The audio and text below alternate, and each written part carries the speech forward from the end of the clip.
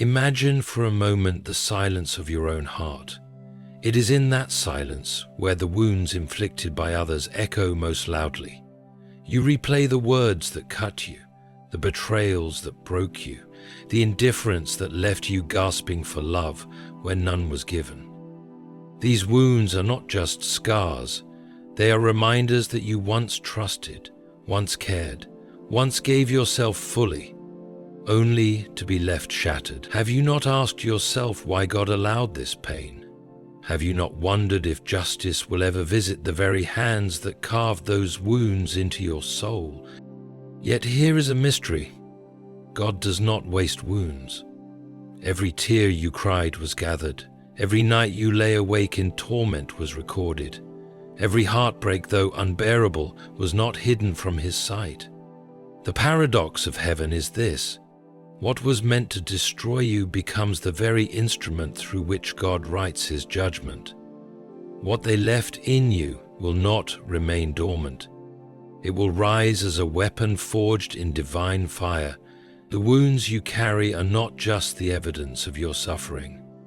They are the arsenal of God's justice. Consider the cross. It was the deepest wound ever inflicted on innocence itself. Yet that very wound became the weapon of salvation, the instrument through which evil was struck down and defeated. So too, the injustices etched into your life are not meaningless. They are being transformed into divine retribution. Could it be that the heartbreak you thought would bury you is the hammer with which God will crush the pride of your enemies? Could it be that the pain you carry silently is the very roar of heaven preparing its strike? Pause and reflect. What they took from you, God will restore. What they destroyed, God will rebuild. But beyond restoration, he will turn your sorrow into the judgment that will fall upon them. The wounds in your heart will one day be the testimony that convicts them, the reminder that you were innocent and they were guilty. You do not have to fight, you need only to endure, because the wounds you bear are the arrows already in the quiver of the Almighty. Now let us look closer at how God turns wounds into weapons and pain into the stage of his justice. There are wounds that never meet the eyes of the world. They sit quietly beneath your smile, buried beneath your routines, hidden in the rhythm of your days. But though hidden from people, they are not hidden from God. Your wounds are not simply marks of pain, they are witnesses. Witnesses that rise before the throne of heaven, crying out for justice. Have you ever considered that the wounds in your heart have a voice, even when your lips remain silent? That they testify of betrayal, of cruelty, of dishonor, and that their testimony cannot be silenced? When you were left broken, when those closest to you cut you down, you may have thought your suffering was ignored. The silence of heaven might have felt unbearable. You may have whispered, "Does God not see? Does God not care?" But Scripture reminds us that the blood of Abel cried out from the ground after his brother murdered him. If the blood of one man could call to heaven, then how much louder do the wounds in your heart cry out to the one who loves you? These wounds are witnesses, and witnesses do not remain unheard. Every cruel word that pierced your soul, every betrayal that left you gasping, every moment you were overlooked or dismissed, all of it is recorded, not in the fragile memory of men, but in the eternal memory of God. And unlike human courts where evidence can be lost or twisted, in God's courtroom nothing is erased. Your wounds stand as undeniable testimony that you were wronged. And because God is just, he cannot leave testimony unanswered. He cannot leave testimony unanswered. Think of how strange it is. The very pain that sought to silence you is now the voice that cries out on your behalf. Those who mocked you thought the wound would break you into silence. But instead, the wound became louder than you could ever speak. In your tears, in your loneliness, in the ache you carry daily, there is a witness, one that God himself cannot and will not ignore. This is why you must never despise the wounds you carry, for though they hurt, they serve a holy purpose. They are the record that heaven holds against those who wronged you. They are the very pages upon which God writes his judgment. Every night of weeping is evidence. Every broken trust is evidence. Every scar you bear is evidence. And when God rises to act, he will use those witnesses as the reason he strikes down the very ones who thought they could harm you without consequence. So do not curse your wounds. Do not think them wasted, for in the silence of your heart they are still speaking. They are pointing to the injustice. They are testifying against your enemies. They are standing before the throne as living evidence. And when the time comes, God will call those witnesses forth, not to condemn you, but to condemn the ones who wounded you. Condemn the ones who wounded you. Every act of cruelty inflicted upon you is not forgotten. It becomes a piece of evidence in the heavenly courtroom. Pain is not simply something you endure, it is something that testifies. When you carry pain in your heart, you carry the record of injustice. And in time, God takes that record and turns it into the evidence upon which he executes his judgment. Picture this: a courtroom where you need not speak, for your wounds speak louder than any words you could form. A place where your tears are not dismissed as weakness, but are presented as undeniable proof. A place where the one seated as judge is not partial, not blind, not corrupt, but perfectly righteous. That is the reality of God's justice. And in that place, every pain inflicted upon you stands as evidence. The betrayal you suffered is not erased by time, it is preserved. The humiliation you endured is not diminished by people forgetting, it is remembered in heaven. The rejection you felt in your own home, the heartbreak that left you trembling, all of these are gathered, not to torment you, but to build a case against those who thought they could harm you without consequence. And here lies the paradox: the very things they used to weaken you are now the very things that condemn them. The pain they inflicted becomes the evidence God uses to strike them down. What they thought was hidden is exposed. What they thought would be overlooked is magnified. What they thought would vanish in time is now eternal proof of their guilt. Have you ever realized that your silence was not a loss, but a strategy of heaven? By holding your tongue, by not seeking vengeance with your own hands, you allowed God to gather the evidence. Every moment you chose not to retaliate, every time you released your anger into prayer instead of violence, you placed the record in God's hands. And he, as the judge, will not let that evidence go unused. Even when you could not speak of your pain to others, God saw. Even when no one believed your story, God believed. Even when you questioned your worth, God kept the record of every insult, every rejection, every wound. That record is now evidence. And when God strikes, he will not do so blindly. He will strike with precision, using the very pain you carried as the blade that pierces the plans of your enemies. So understand this: your pain has purpose. It is not a wasted burden, nor is it an endless torment. It is preserved, catalogued, and sanctified as courtroom evidence. And when the judge of heaven and earth renders his verdict, your pain will rise as the undeniable testimony against those who wronged you. What they thought was forgotten is the very thing that seals their fate. Every scar you carry is more than a reminder of pain. It is a seed planted in the soil of your soul. At first, the seed feels like a curse. It presses deep, hidden beneath the surface, unseen by others but felt by you every single day. But what if I told you that in the kingdom of God, scars are not barren marks but fertile ground? That every scar you bear is destined to grow into a harvest of justice, and that harvest will fall upon the very ones who caused the wound. When someone cuts you with betrayal, they believe they have left you weaker, broken, finished. Yet God looks at that cut and sees a seed planted. The world looks at scars as disfigurement, but God looks at them as beginnings. They thought they buried you, but in truth they planted you. And what is planted must one day rise. The scar is a seed that germinates in the soil of God's timing, and when it rises, it does not rise quietly. It rises as vengeance, as divine retribution, as the testimony that their cruelty could not go unanswered. Think about the scars of Joseph. Betrayed by his brothers, sold into slavery, falsely accused, thrown into prison, each scar seemed like the end.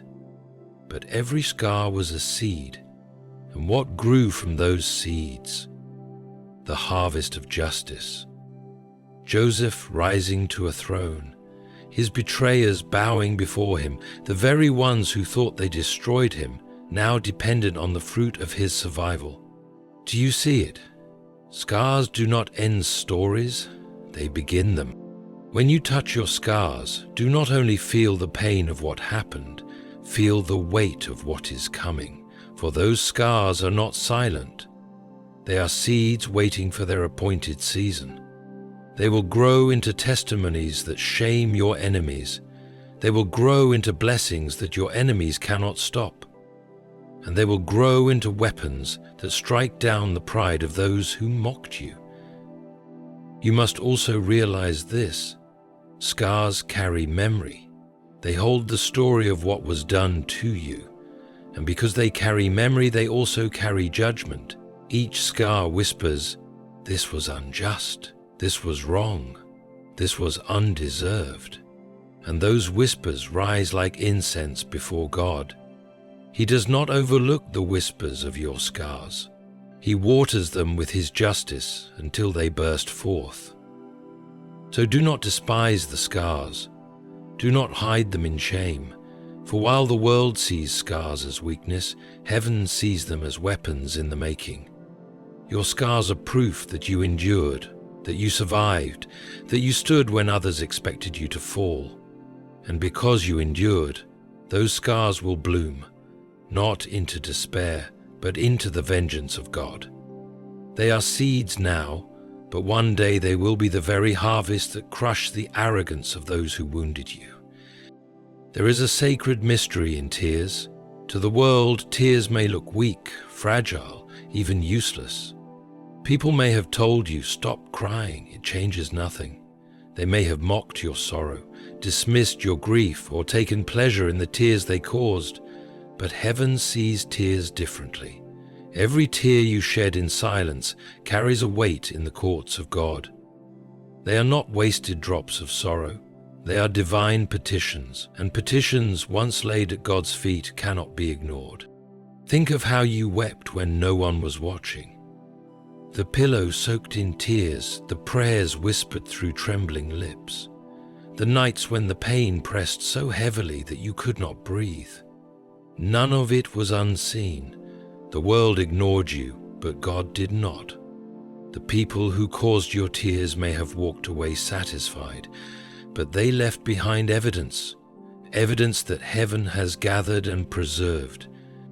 In God's hands, silent tears transform into thunderous judgments. Tears are liquid prayers. They do not vanish when they fall to the ground. They rise as incense before the throne of God. And in time, those prayers demand an answer. The very tears that felt powerless in your weakness are stored as power in God's justice. When He moves, your silent weeping will be the loudest voice, condemning your enemies. Consider the woman Hannah, who wept bitterly for a child. Those around her mocked, misunderstood, and even accused her of being drunk. But God heard her tears. He turned her silent pain into a loud testimony. Her womb was opened, and the child she bore became a prophet who shook nations. Her tears were not ignored. They were transformed into a judgment against the mockery she endured. Your tears too will not be wasted. Every tear is recorded, Every cry is remembered, and when the time comes, those tears will roar. They will cry out from the throne room, "Justice," and God will answer. He will strike down the arrogance of those who laughed at your pain. He will silence the mouths of those who mocked your grief. He will expose those who believed they could trample your heart without consequence. The tears they dismissed will be the very roar that haunts them. The tears they caused will echo in eternity as evidence of their cruelty. And when God brings judgment, He will not use your words.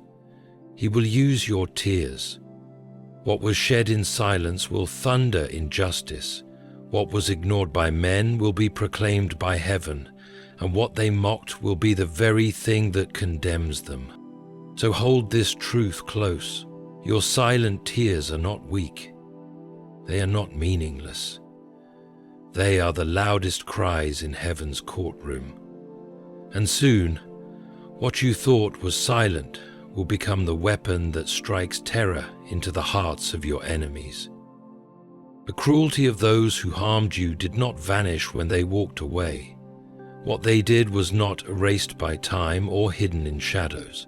In fact, the very weapons they used against you have become chains waiting to wrap around their future. There is a divine law at work. What a person sows, they must reap. And when they sow cruelty, betrayal, or disrespect, those seeds do not simply disappear, they grow into harvests, and those harvests bind them like iron chain.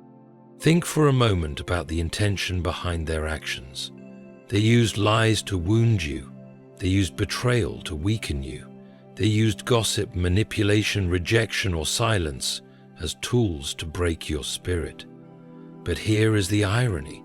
They thought these were weapons of victory. In reality, they were shackles of judgment. Every word of gossip forged another link in the chain that will bind their reputation. Every betrayal hammered another iron clasp upon their destiny. Every act of cruelty tightened the cords around their future. The enemy always disguises sin as power. Those who wounded you thought they were strong because they had the power to hurt, but strength gained through cruelty always turns into weakness. They believed they were free when they mocked you, when they cast you aside, when they cut into your heart. But the very freedom they celebrated was an illusion. In truth, they were binding themselves. They were writing their own sentences. They were crafting the prison in which they will one day cry for mercy. History is full of this truth.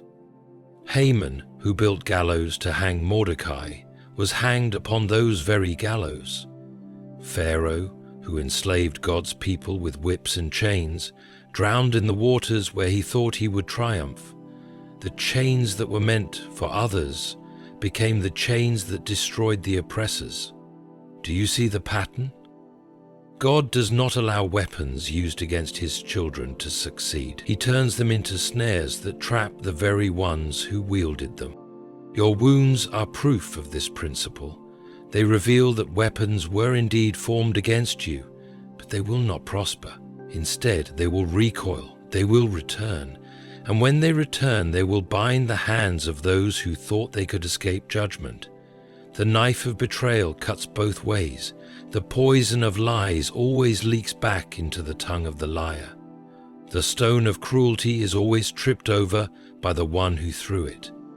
This is why you need not fight back in bitterness. You need not waste your energy crafting revenge. The justice of God is already at work. The very weapons they use to harm you are transforming even now into chains. Chains that will hold their future, bind their opportunities, silence their voices, and weigh down their steps. They cannot escape it because they forged those chains with their own hands. So rest in this. Your enemies are not as free as they appear. They are prisoners of their own cruelty, and one day, the chains they created for you will close tightly around them, leaving them powerless in the face of the God they mocked. There is a place where pain becomes sacred, where brokenness becomes more than sorrow. It becomes the very ground upon which God rises to fight. The wounds you carry mark the territory where heaven's armies descend. The tears you shed carve out the battlefield where God declares his victory. You may feel like your brokenness left you weak, defenseless, finished. But what if I told you that your brokenness is not the end? It is the place where God chooses to fight on your behalf. Think of a battlefield in human terms. It is messy, violent, chaotic. Nothing about it looks safe. Nothing about it looks victorious at first. And yet, every battle is fought in broken ground. God, in his wisdom, often chooses to use your most broken places as the very arena where he reveals his power. Why? Because it is in weakness that his strength shines the brightest. When your heart was shattered, when you had no voice left, when you thought you were finished, those were the moments when the Almighty stepped forward to fight. Do not despise your brokenness, because it is holy ground. Where you were betrayed, God marks that spot with his presence. Where you were humiliated, God raises his banner. Where you were rejected, God prepares his throne of justice. Your brokenness is not a grave. It is a battlefield where the enemies of your soul will fall. Consider the cross again, the ultimate picture of brokenness. To human eyes, it looked like defeat. Jesus' body, torn and broken, hung before the mocking eyes of his enemies. But that place of deepest brokenness was the greatest battlefield in history. It was there, upon broken flesh and spilled blood, that God declared his eternal victory over sin, death, and hell itself. The enemy thought the cross was his triumph, but the cross was the battlefield where he was defeated forever. So it is with you. The place where you were broken is not the end of your story. It is the beginning of God's judgment against your enemies. The very wound they thought would silence you becomes the place where God shouts his victory. The place where you thought you lost everything is the very soil where God plants redemption. And when he fights for you, he does not lose. Your brokenness becomes his platform. It becomes the stage on which he proves his power, his justice, and his faithfulness. And when the battle is over, your enemies will look at your brokenness and see their defeat written upon it. They will see that the very place they wounded you is the very place they were struck down. So lift your head, even in brokenness, because you are standing on holy ground. Your brokenness is not your shame. It is not your end. It is God's chosen battlefield.